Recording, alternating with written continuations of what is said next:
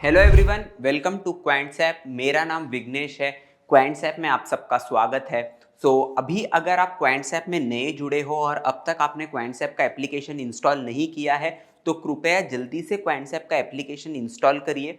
Because आप जैसे ही install करोगे आपको 25 फ्री टूल्स का एक्सेस इमीडिएटली मिल जाएगा, जिसको आप डेफिनेटली अपने ट्रेडिंग के लिए यूज कर सकते हो और वो काफी आपको हेल्प करेगा। उसके अलावा अगर आप क्वांट्सएप के और सारे पेड टूल्स या प्रोप्राइटरी टूल्स के बारे में जानना चाहते हो तो वीडियो लाइब्रेरी का लिंक मैंने नीचे डिस्क्रिप्शन में दे रखा है, उसको आप क्लिक करिए, डायरेक्टली वो वीडियो लाइब्रेरी पे आपको रीडायरेक्ट कर देगा।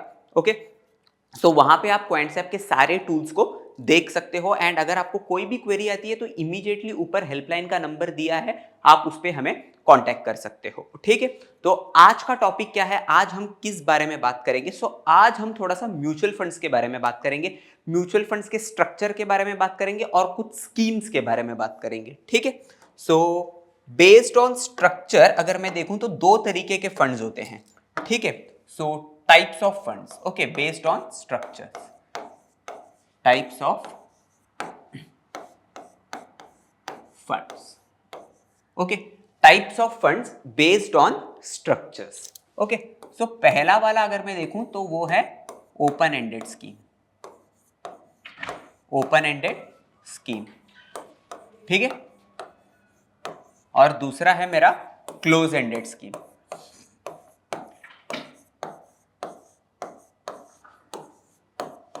ओके, स्ट्रक्चर, एक म्यूचुअल फंड के स्ट्रक्चर के हिसाब से अगर हम देखें तो ओपन एंडेड स्कीम होता है और दूसरा होता है क्लोज एंडेड स्कीम। इन दोनों टर्मिनोलॉजीज को समझने के पहले हमको एक न्यू टर्म है जो आपको समझना पड़ेगा। Not a new term I would से, but most of the people को ये पता नहीं होगा। एनएफओ, एनएफओ क्या है? अगर एनएफओ के बारे में कुछ बताऊं तो NFO is basically new fund offer. अगर हम यूजुअली इक्विटी के बारे में बात करते हैं तो समझिए अगर कोई नया कंपनी लिस्ट कराने आती है मार्केट में तो क्या आता है? आईपीओ आता है, इनिशियल पब्लिक ऑफर आता है जिसको हम सब्सक्राइब करते हैं, करेक्ट, अगर शेयर्स लेने हो। तो वैसे ही अगर हम म्यूचुअल फंड्स की तरफ बात करें, अगर कोई नया फंड लिस्ट होने वाला है, से फॉर एग्जांपल कोई नई कंपनी कोई नई फंड ला रही है, तो उसको हम म्यूचुअल फंड्स की भाषा में अगर बात करें तो हम उसको न्यू फंड ऑफर बोलते हैं। ठीक है, अब देखते हैं ओपन एंडेड स्कीम क्या है और क्लोज एंडेड स्कीम क्या है। ये ओपन एंडेड स्कीम का मतलब ये है, समझिए फॉर एग्जांपल एक कंपनी ने, लेट्स से एक XYZ लिमिटेड ने, ओके, XYZ लिमिटेड ने एनएफओ लाया था। ठीक है, न्यू फंड ऑफर का पीरियड लेट्स से 10th से लेके 15th तक ये न्यू फंड ऑफर ओपन था। बट से फॉर एग्जांपल मैंने इसको लिया नहीं, बट जैसे ही ये लिस्ट हो गया उसके बाद में मुझे लगा कि नहीं इसको लेना चाहिए। तो ओपन एंडेड स्कीम्स में कैसा होता है ना, after the NFO period also if I want, like IPO में आपने सब्सक्राइब किया नहीं, ठीक है, लेकिन लिस्ट होने के बाद अगर आपको अच्छा लग रहा है तो आप जाके खरीदते हो कि नहीं। सिमिलरली एनएफओ में अगर आपने लिया नहीं और उसके बाद में अगर आपको लगता है कि नहीं मुझे ये काफी अट्रैक्टिव लग रहा है, मुझे इसमें इन्वेस्ट करना चाहिए, so you can definitely go and purchase the units. Okay, but when it comes to close ended schemes, अगर आपने एनएफओ के पीरियड में लिया नहीं है तो उसके बाद में आप उसको ले नहीं सकते हो। ठीक है, लाइक से 10 से 15 तारीख तक का ऑफर पीरियड था, मुझे लग रहा है कि नहीं अभी नहीं लेना चाहिए, लेकिन अचानक मुझे 20 तारीख को लग रहा है कि नहीं ये तो अच्छा है मुझे लेना चाहिए, so you can not buy. और यहां पे क्लोज एंडेड स्कीम्स में कैसा होता है ना, एक मैच्योरिटी पीरियड होता है। तो जैसे ही वो मैच्योरिटी पीरियड खत्म हो जाता है ना, तो मैच्योरिटी पीरियड खत्म होने पे आपको आपका सारा पैसा अलॉन्ग विद जो भी कुछ उसमें एडिशनल बेनिफिट्स हुआ होगा वो सारी चीजें आपको मिल जाएगी। और ये जो हमारे क्लोज एंडेड स्कीम्स है ना, ये कंपलसरीली लिस्ट होना पड़ता है, इसको स्टॉक एक्सचेंज में इसको कंपलसरीली लिस्ट कराना पड़ता है ताकि लिक्विडिटी मिले, करेक्ट, क्योंकि इसमें लिक्विडिटी की थोड़ी प्रॉब्लम होती है। तो अगर आप इसको लिस्ट करोगे तो आपको लिक्विडिटी मिल सकती है। से फॉर एग्जांपल अगर किसी को सेल करना है, okay, so they have to go and find an appropriate buyer. Okay, so ये स्कीम में कैसा होता है ना, जो हम बोलते हैं ना स्टॉक्स में, लाइक मार्केट कैप, जब तक नया स्टॉक नहीं, नया इक्विटी इशू नहीं होता है तब तक कंपनी का मार्केट कैप स्टेबल रहता है। सो सेम इसमें भी हम बोल सकते हैं कि जो मार्केट कैपिटलाइजेशन होता है वो स्टेबल होता है, बिकॉज अगर एक सेलर को बेचना है तो उसको अप्रोप्रिएटली एक प्रॉपर बायर उसको ढूंढना पड़ेगा जो इसको खरीदना चाहता है। ओके, सो इसमें हम बोल सकते हैं क्लोज एंडेड स्कीम्स में लिक्विडिटी का थोड़ा इश्यू रहता है हमेशा। तो अभी हम देखेंगे, ये दोनों तो हमने देखा, ओपन एंडेड स्कीम और close ended scheme, correct. So वैसे ही एक और चीज है, that is interval. Okay, interval fund. Okay, so interval fund क्या है? Interval fund is, I would say, a combination of both open ended scheme and close ended scheme. Okay, इन दोनों का कॉम्बिनेशन है ये इंटरवल फंड। लार्जली अगर एक broader view में देखूं तो ये इंटरवल फंड जो होता है ना, ये भी क्लोज एंडेड स्कीम ही होता है, बट से फॉर एग्जांपल एक स्पेसिफिक पीरियड के लिए ये ओपन एंडेड स्कीम बन जाता है। ओके, लेट्स से ईयरली समझ लीजिए 10 से 15 से 10 से 20, okay, from 10th to 20th January and from 15th to 25th जुलाई। समझिए एक पूरे साल में ये इतने टाइम के लिए सिर्फ ओपन एंडेड बन जाएगा। Largely this will be close ended, but only for a specific period, like से 10 से 20 जनवरी हो या 15 से 25 जुलाई हो, ये बन जाएगा ओपन एंडेड। क्यों बन जाएगा? क्योंकि लिक्विडिटी प्रोवाइड करने के लिए। जैसे हमने क्लोज एंडेड में देखा, एनएफओ होने के बाद में खरीदना बेचना मुश्किल है बिकॉज लिक्विडिटी नहीं होता है। सो स्टॉक एक्सचेंज पे डिपेंड रहना पड़ता है हमको कि मैच्योरिटी पे वो कब हमसे खरीदेंगे, कब पैसा मिलेगा। So in order to remove the dependency from the stock exchange और in order to infuse, you can say, more liquidity, ये कैसा होता है ना, एक स्पेसिफिक पीरियड के लिए इसको ओपन एंडेड बना दिया जाता है ताकि ज्यादा लिक्विडिटी मिले और ज्यादा ट्रांजैक्शन हो सके। सो आई होप यहां तक सबको समझ गया होगा। तो अभी हम नए नए स्कीम्स के बारे में देखते हैं, लाइक लार्ज कैप क्या होता है, मिड कैप क्या होता है, तो ये सारी स्कीम्स के बारे में हम समझने की कोशिश करते हैं। ओके, और उसके साथ साथ हम एक और चीज देखेंगे, मार्केट कैपिटलाइजेशन। ओके, ये एक बहुत इंपॉर्टेंट टर्म है मार्केट कैपिटलाइजेशन, तो इसको भी हम पहला समझेंगे, ठीक है। सो फर्स्ट मार्केट कैपिटलाइजेशन, ठीक है।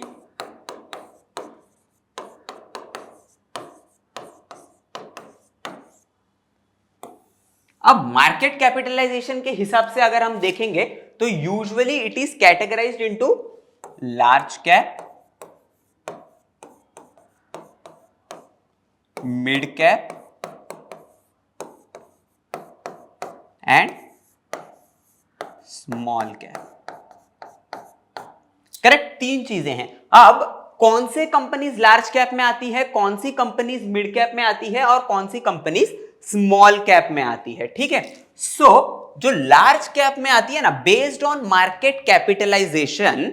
अभी मार्केट कैपिटलाइजेशन क्या है अगर आप पूछोगे, सो समझिए एक कंपनी ने कितना भी शेयर्स कंपनी ने मार्केट में इशू किया हो, like say for example a company has issued let's say 10,000 shares. Okay, let's take, I am taking a random example. अगर आप रिलायंस का मार्केट कैपिटलाइजेशन देखोगे तो it is more than 12 lakh crore, correct. So let's say XYZ company ने, XYZ limited ने 1000 shares market में issue किया हुआ है, ठीक है। दैट इज मार्केट में पब्लिक के पास है, we can say. Okay, so let's say 10,000 stocks shares are issued and एक शेयर का भाव है 10 रुपया।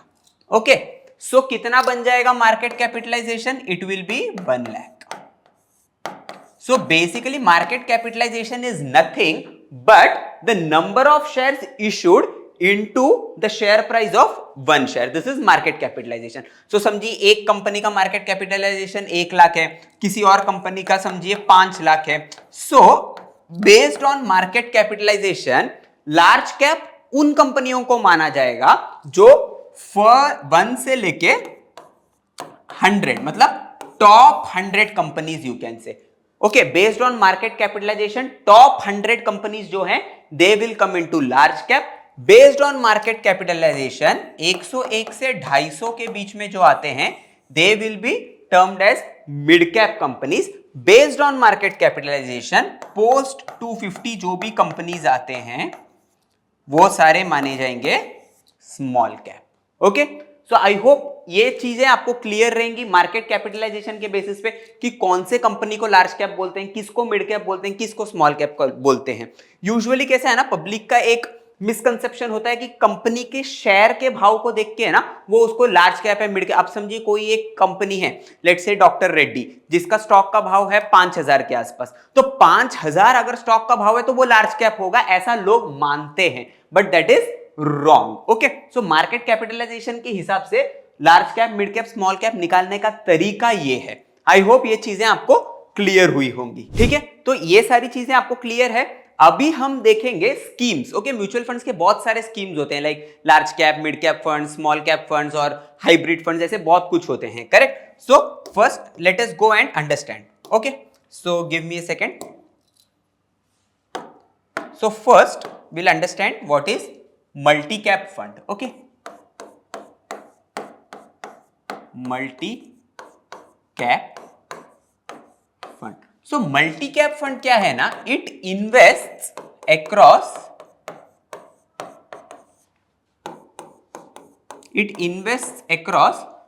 large, mid and small cap, large, mid and small cap. ठीक है, तो ये ऐसा फंड है जो मल्टी कैप फंड होता है ना, वो तीनों में इन्वेस्ट करता है, लाइक लार्ज कैप में भी, मिड कैप में भी एंड स्मॉल कैप में भी। ठीक है, तो मल्टी कैप फंड आपको समझा होगा। अभी हम देखेंगे अगला है लार्ज कैप फंड। ठीक है, लार्ज कैप फंड।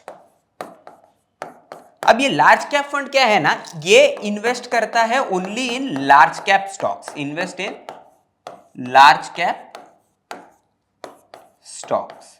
अब लार्ज कैप स्टॉक्स कौन से हैं ये हमने पहले ही देखा, लाइक मार्केट कैपिटलाइजेशन के हिसाब से 1 से 100 तक कौन से आते हैं, they will be categorized as large cap stock. So if you are investing in a large cap, so large cap fund पे अगर आप इन्वेस्ट करते हो तो they usually invest only in large cap stocks में वो इन्वेस्ट करते हैं, हम बोल सकते हैं। एंड यूजुअली अगर आप लार्ज कैप स्टॉक्स की बात करो तो they are usually considered to be safe, and returns की बात करो तो यूजुअली दे डिलीवर। निफ्टी ने अगर 10-15% दिया तो इनका भी returns on an average Nifty के साथ ही आता है। Okay, so it usually gets aligned. अगर निफ्टी ने 10 दिया तो लार्ज कैप भी 10 से 11 ही देते हैं, समवॉट सिमिलर हम बोल सकते हैं। ठीक है, अब तीसरा आता है हमारा मिड कैप फंड। ठीक है,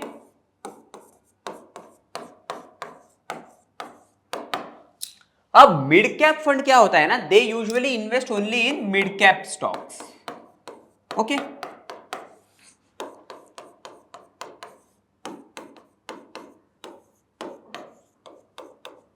और चौथा हमारा आएगा स्मॉल कैप। सो ये इन्वेस्ट किस में करते हैं, only in small cap stocks. Correct. So ये यूजुअली कैसा होता है ना, एज कैटेगरी के हिसाब से भी हम इसको डिवाइड करते हैं, like say if you are a retired person and if you prefer safety, okay, let's say you are over and above 50, so age category wise भी होता है, वो हम आने वाले वीडियोस में कवर करते हैं। But to give you a broader view, जो रिटायर्ड पर्सन होते हैं या फिर जो 50 अबव होते हैं, जिनको सेफ्टी ज्यादा इंपॉर्टेंट है, so they usually prefer, you can say, large cap stocks, जहां पे रिस्क भी इतना नहीं होता है और रिटर्न्स भी ठीक ठाक सेफ मिलते हैं, जो स्लाइटली रिस्क टेकर्स होते हैं। Okay, so they usually prefer mid cap fund हम बोल सकते हैं, बिकॉज मिड कैप फंड कैसा होता है ना, वो स्लाइटली आउट परफॉर्म कर सकते हैं इंडेक्स को, बट स्लाइटली रिस्क फैक्टर भी उनमें थोड़ा ज्यादा होता है। जो एकदम यंग होते हैं, लाइक जिन्होंने अभी अभी अपना करियर शुरुआत किया है, like usually say people who are in 20s, okay, जो अपने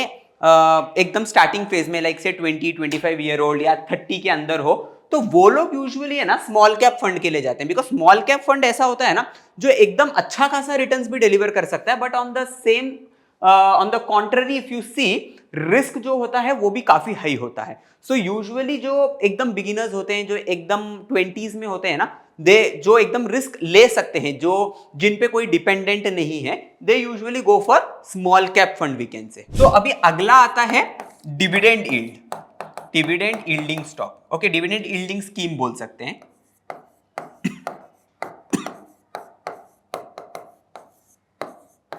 तो यहां पे क्या होता है ना कि ये जो फंड होता है ये यूजुअली ऐसे स्टॉक्स में इन्वेस्ट करता है जो कंसिस्टेंटली डिविडेंड देते रहता है। अगर आप बीपीसीएल देखो, आईओसी देखो, तो ऐसे कुछ कुछ गवर्नमेंट कंपनीज होते हैं जो कॉन्स्टेंटली आपको डिविडेंड देते ही रहते हैं। सो ये वो फंड्स होते हैं जो हम बोल सकते हैं कि ऐसे डिविडेंड यील्डिंग स्टॉक्स पे पैसा लगाते हैं। तो अगला छठवां हमारा सिक्स्थ वाला ऑप्शन है, दैट इज कॉन्ट्रा फंड।